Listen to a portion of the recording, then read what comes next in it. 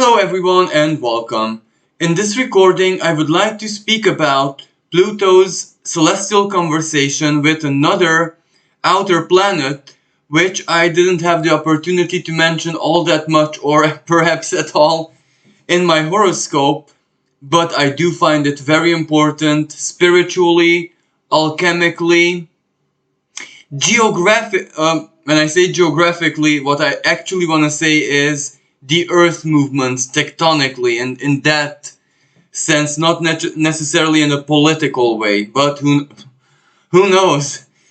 Um, and also, from many different perspectives, to be totally honest with you, including a heavy karmic one, which kind of is meant for humanity as a collective. So it can be a pretty big deal, and their celestial conversation alongside with another energy that they are part of, so to speak, specifically that both of these planets are changing signs. And they're changing signs to them, because they're very slow moving planets. Even if there's months distance, it's around the same time, if you know what I mean. But then they also retrograde back to their original signs, which they started from, and they hold the trine again there, which also says quite a lot of things for all of us. So let us begin by first looking at Sedna. So Sedna is a trans-Neptunian object, and beyond Pluto, so to speak. Her orbit reaches beyond Pluto. So, she can be considered a trans-Plutonian object as well. But what's really special about her is that perhaps from all of the trans-Neptunian objects, she has an extremely slow orbit. Now, I did forget the numbers, the specifics. I am not going to lie to you, but if I'm not mistaken, it's more than 10,000 years. So there you go. That's a really slow orbit. So she's quite significant, but her influence, as powerful as it is, to us in a lived way, is very subtle. We might have to look at her greater influences generationally and even beyond, because even, generationally, it's also subtle. But when she's changing signs, that's when usually these even very subtle energies, planets, if you will, do show. And I want to use a symbolism here, a metaphor, their teeth, but not necessarily in a bad way, not to be understood negatively. So Sedna in astrology, well, because she's freshly discovered, there isn't really a very locked in, very crystal clear symbolism for her. So in mythology, she is a deity who belongs to the sea. If I'm also not mistaken, the legend goes that her father wanted her to marry someone, another deity, a god that she didn't necessarily approve of. So as an act of rebellion, as an act that she does not comply, she married a dog. And her father, enraged, of course, by this gesture, sentenced her to be thrown into the ocean. Now, Sedna was taken on a boat and, was thrown into the ocean, but she clung onto the boat with her fingers. And her father ordered the crew members to cut off her fingers so she falls into the ocean and drowns. And so they did.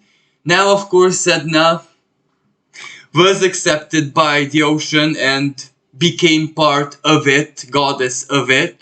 But from her fingers, all of the sea mammals whales, dolphins, etc., etc., were instantly formed. So even her sacrificed fingers were part of nature's grandiose design. And let's look at the symbolism here. Mammal should not really live full time, in water, but because mammal is the child of the land.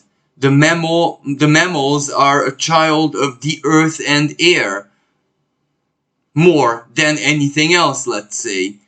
But this is where the land went back to the sea, but not losing itself. So this is already very, very important, because this says to me that collectively we are invited to return back to innocence. And Sedna has been hanging out in the sign of Taurus. So this represented that all the earth movements, all of the what we might as human beings, and of course everyone else in the animal kingdom, perceive as calamity, catastrophe, all that stuff. But Sedna represented that there is still sacredness in that, and there is still a plan in that, and the transformation doesn't mean that the essence is lost. Every sacrifice, Sedna's sacrifice, has a deeper meaning to it.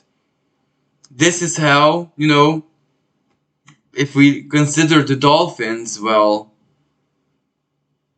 they are nature's most eloquent creations in any way, shape, and form if we look at them, both in a darker way, because their behavior is quite dark at times, but at the same time, just as humankind, they can elevate themselves into beyond the human spirit. If we look at certain legends, but when I say legends, these are like lived legends, what they did during Second World War. And so dolphins are definitely worthy to be studied in more than one ways, because they have a gift quite similar to us. And this is where Sedna symbolism. Humankind has also been a deep ally of the ocean, of water, of seas, and an enemy as well, of course. So we have the connection as well. We returned to the oceans in spirit, let's say, way before we did in body. So we already made the step that perhaps the dolphins did, yet on our own terms. We chose the land more than anything else. Anyway, to put this aside, this is where we are invited to return to innocence. Now, this can mean return to a greater harmony with nature. And Sedna will move into air sign Gemini, Pluto will move into air sign Aquarius, trine. Now, Aquarius can represent technology, Gemini the physical application of technology, Sedna, Pluto, both coming from earth signs, they learned a lesson, they taught a lesson, that harmony and basically the total respect of nature and everything that belongs to her is a must, and our technology, our mindset, our identity as a species even must reflect that without a shadow of a doubt. So this is where nature is opening up to us in a way she has never done before. And we do idolize shamanism, the Druid, the Celtic cultures. And when I say it's not the culture itself, but their principles and the way they executed and lived their principles, absolutely wonderful and all my respect. But Sedna right now tells us that we have to surpass them. We can't go back to the past, because our role was to study the past until now, and now we have to surpass them. We show the druids, the shamans, the ancestors how to respect nature. We overcome them in a sense of our efforts and modus operandi. So are we ready for this? Ready or not, we must do this.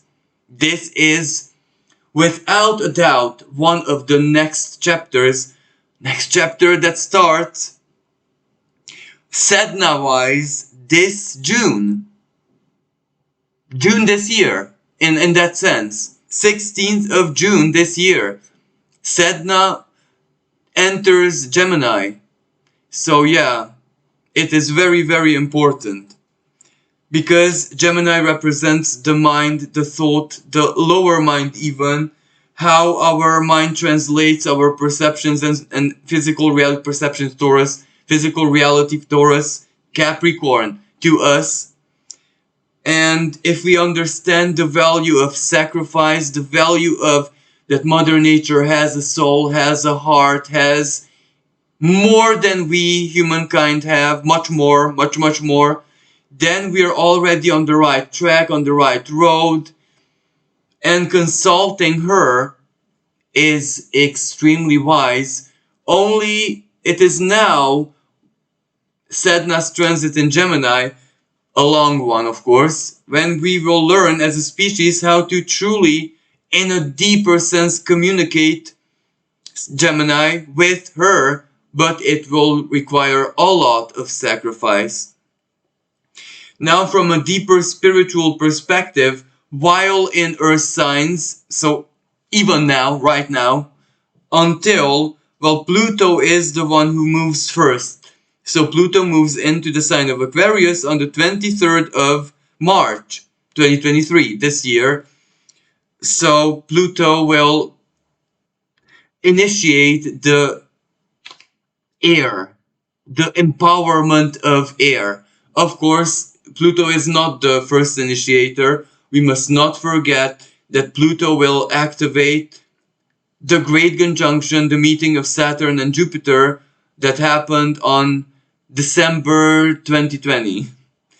And that shifted the paradigm from Earth to air, not only for the next 20 years, but the next 200 years. So everything is going into the mental sphere. What this means is that in order for us to exist physically, we don't have to Sedna, rape Mother Nature any longer, because we know already how to adapt.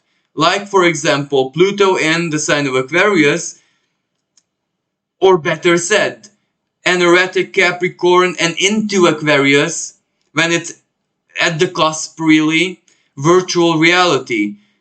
How it can make us sick, yeah, we knew that. And Pluto will give us tons of lessons about, but that's a bit later on. But virtual reality, yeah, we know the harm, let's say, it does to the mind and perceptions and the psyche. But now let's see the good, where we don't have to cut the tree to learn how to cut the tree, for example. We don't have to kill the bear to be a hunter. So virtual reality will start picking up momentum as an ethereal element, which means the physical will follow. So, there are people who watch Star Trek, those holodecks. That's becoming reality. Because certain things need to be executed in a fantasistic way, but also to be real. Aquarius gives us with Pluto power. Aquarius, that which is logically there, so that means force field. The power to project force fields and lasers and stuff, Pluto powered here and there wherever we want. So this can be used trine to us not to meddle, rape, harm, disrespect, alter nature. in any way, shape, and form. So this is one of the trine meanings where Capricorn, energetic Capricorn, the technology is there. It has energetic Capricorn. It has to be done. It has to be executed. And also energetic Sedna in Taurus. Nature is ready. Nature gave us what we needed. Well, actually, didn't we learn everything from nature? So the knowledge, let's say, is hers. Then the prime materials are hers. And, our brain, or the brain wiring of the inventor, is kind of also hers, let's say. So when these elements meet in harmony, it gets executed. Now, the other side to this is that purity, again. Either we as a collective, embody the higher octave of Taurus, because religiously speaking, more or less, Taurus can be seen either as a lower ego, the filth, the dirt that we stem from, basically.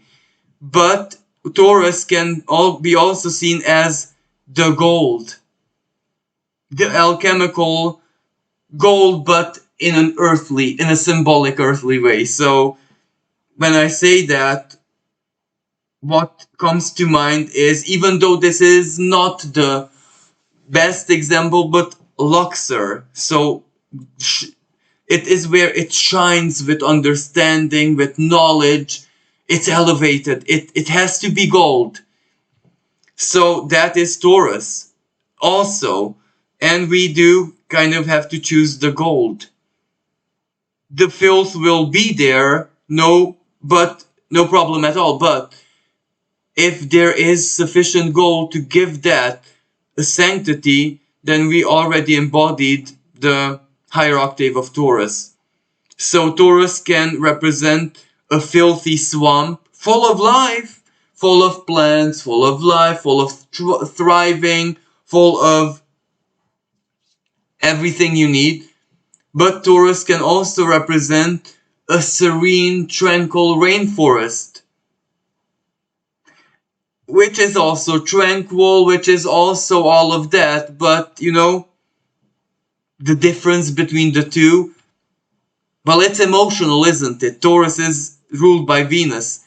The difference between the two is not necessarily the rational take of it, because life is life, forest is forest, natural is natural, unbothered by man is still unbothered by man. But yet still, the difference between the two, the emotional difference even, and the creatures, the rainforest creatures can permit themselves to grow rainbow colored tails and crests and sing the most exotic songs, while the swamp creatures kind of have to disguise and be disgusting all the time to survive and grow venoms that, even nature is a bit ashamed of her own toxicity there. So, you know what I mean. One is without a doubt a cradle for the more demonic expression of nature. The other is a cradle for the more, I don't want to say angelic necessarily, but not so much demonic, if you know what I mean. And Sedna and her story and her symbolism of the sacred sacrifice, of the purity consciousness within that sacrifice. This is where Sedna makes as I said, the filth be still sacred and be still seen as a cradle. A scorpion sometimes is a much better parent and a mother to her young than a vertebrate. A certain spider, I can't recall the name, but what she does is when her young are big enough, she kind of swallows her own venom and dies, and the young will eat her.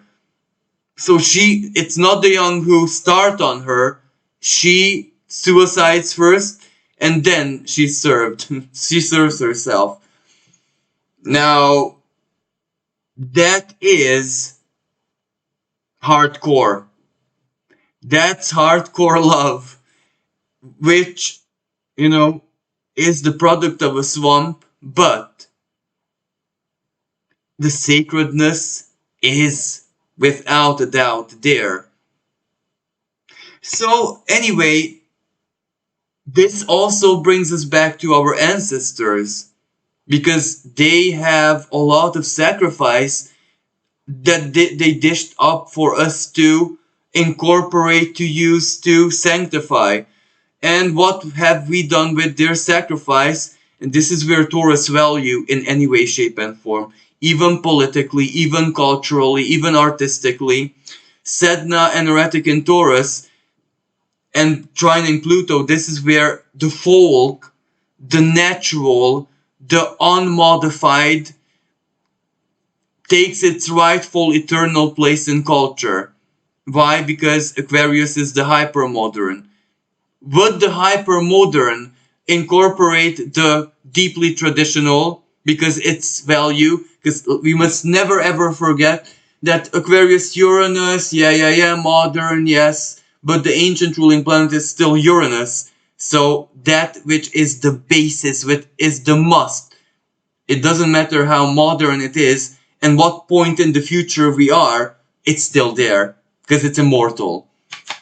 Certain things that belong to the human spirit are immortal and it's going to be there now, was there 2000 years ago, is going to be there 2000 years from now. So yeah, and Sedna and Pluto with their trine make us feel collectively these values, everything that we need to be grateful for our ancestors, for what they've done, for what they taught us, the examples, and to enable us to be here today.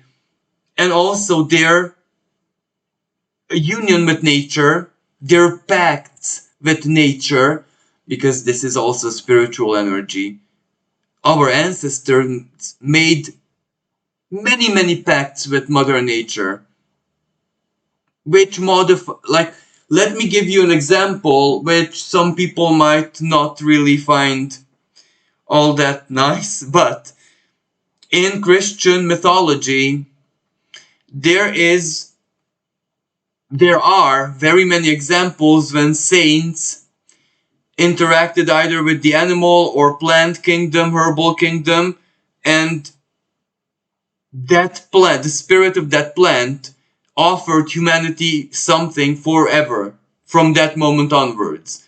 For example, the Virgin Mother had this alliance with many plants where she was in need, and the spirit of the plant offered her a gesture of kindness or quenched her thirst or offered her something, and the plant was immediately sanctified, as in it became much more special to the Creator. So that means this Virgin Mother was a human being. That means she was the ambassador of humankind. What the plant gave to her, the plant will give forever to all of humankind. So this is just the Christian. Imagine shamans, druids,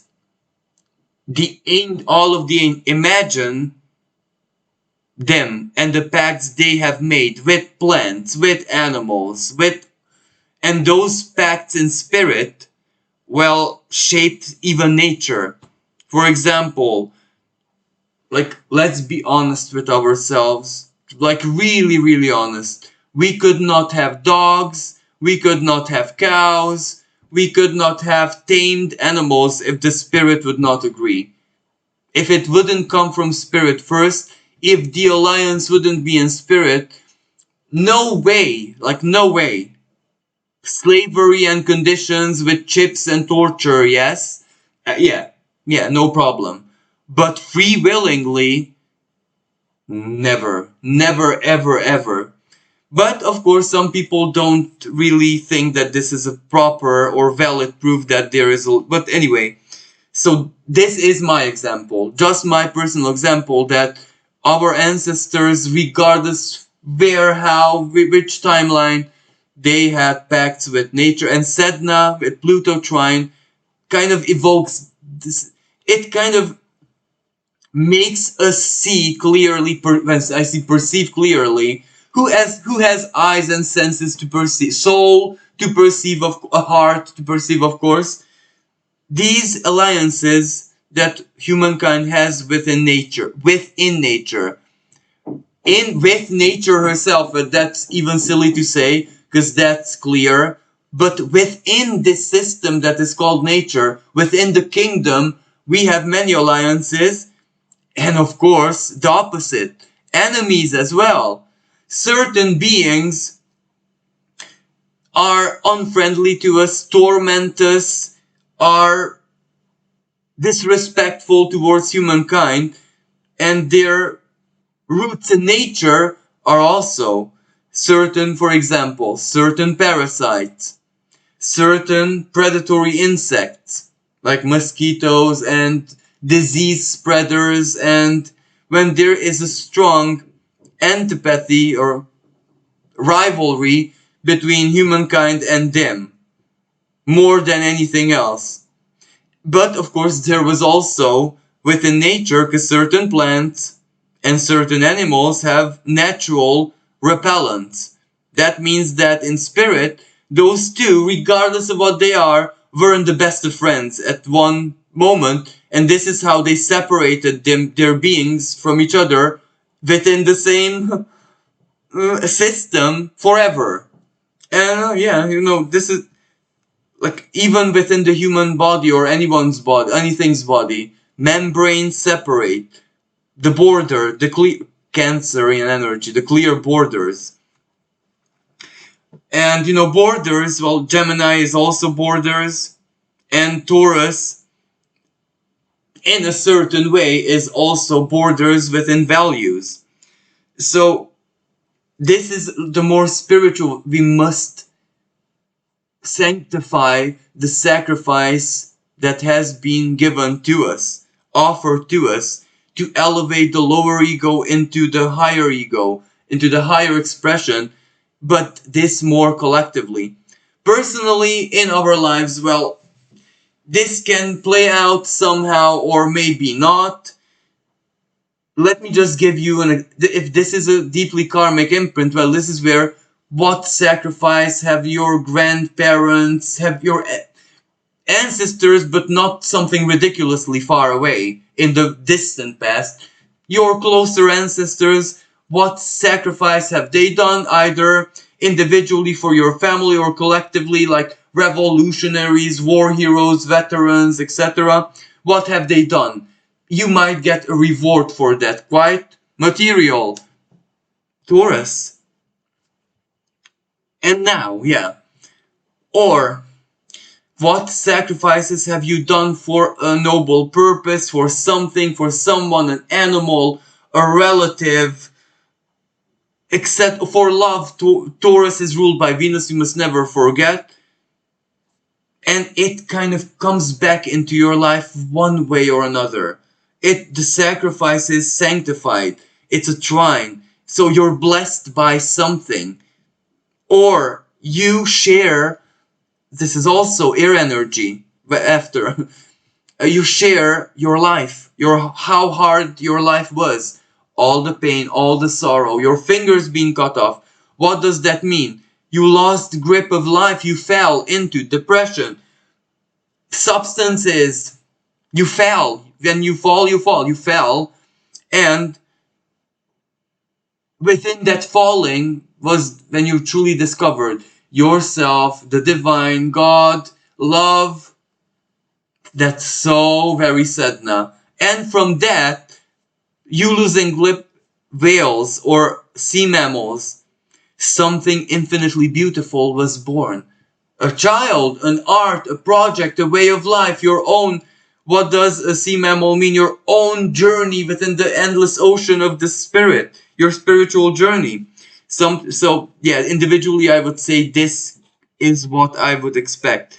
But so Sedna moves into Gemini on the 16th of June, and Pluto moves into Aquarius on the 23rd of March.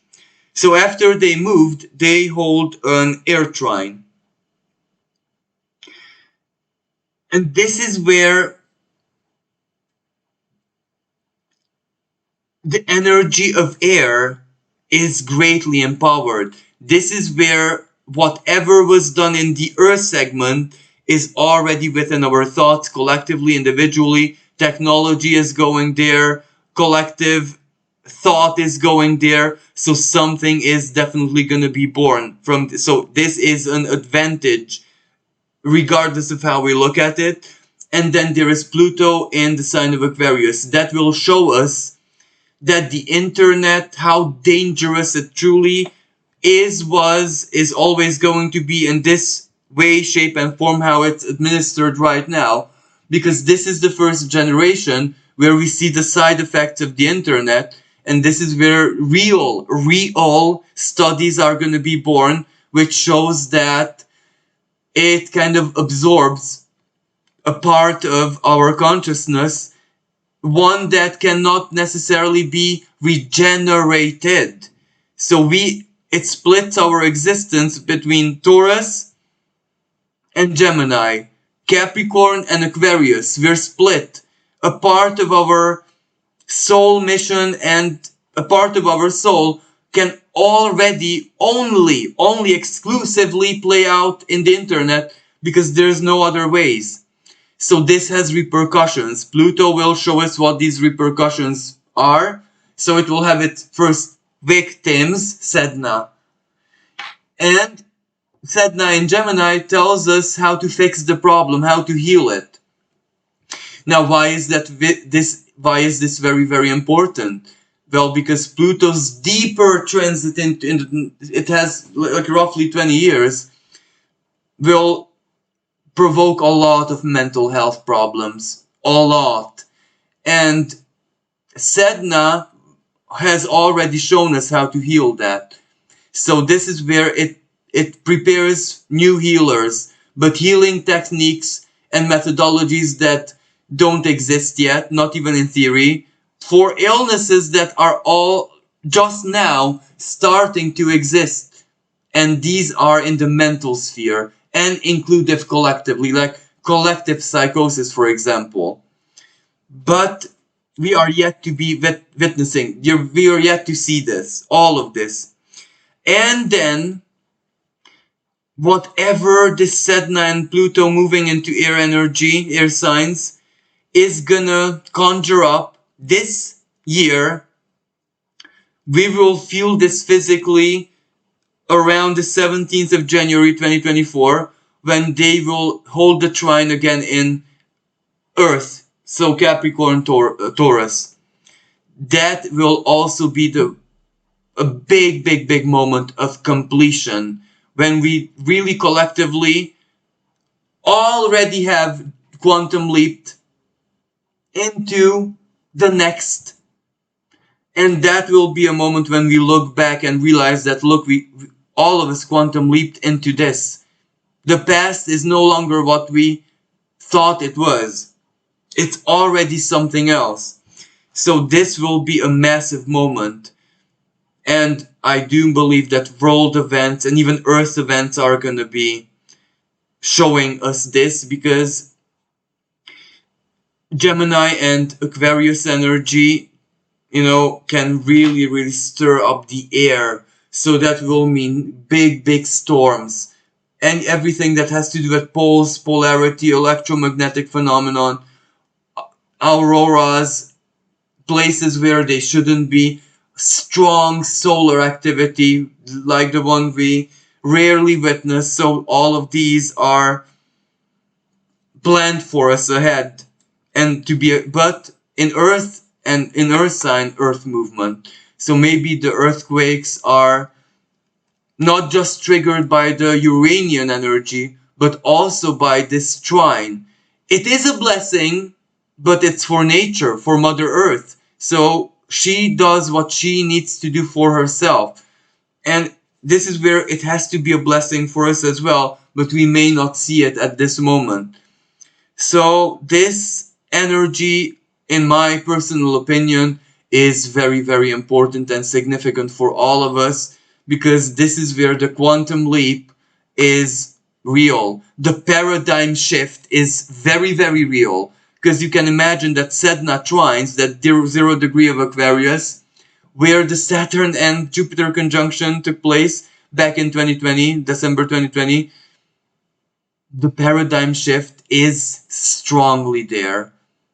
We are being, we used past the symbolism of the birth canal and being rigidly stuck in there and struggling to get out. That was one type of energy where we struggled. Now, the Sedna activating that 0 degrees of Aquarius, with Pluto, of course, not alone, the trine, that's almost like we are clinging, but something is forcing us through. Like, no. Let go of the past. Let go of whatever, you're in it already. So, either we let go our fingers, Gemini, the hands, chopped off. Symbolically, of course. Where we cling on to something familiar, something that we always known, our last piece of comfort in the old, of the old, but it is what it is. So this is an exciting period for all of us, and without a doubt, this is when the greater mystery of what has been going on with us individually, with our bodies, with our inner values, with our hearts, with our emotions, the past 3-4 years is gonna be not really revealed as the big picture, but it's already visible. The fog is lifting. We can see a tiny bit. So that is hope for all of us. So thank you everyone for listening. Thank you for all the love and support, and I do hope that this was helpful and useful to you. Until next time, bye for now.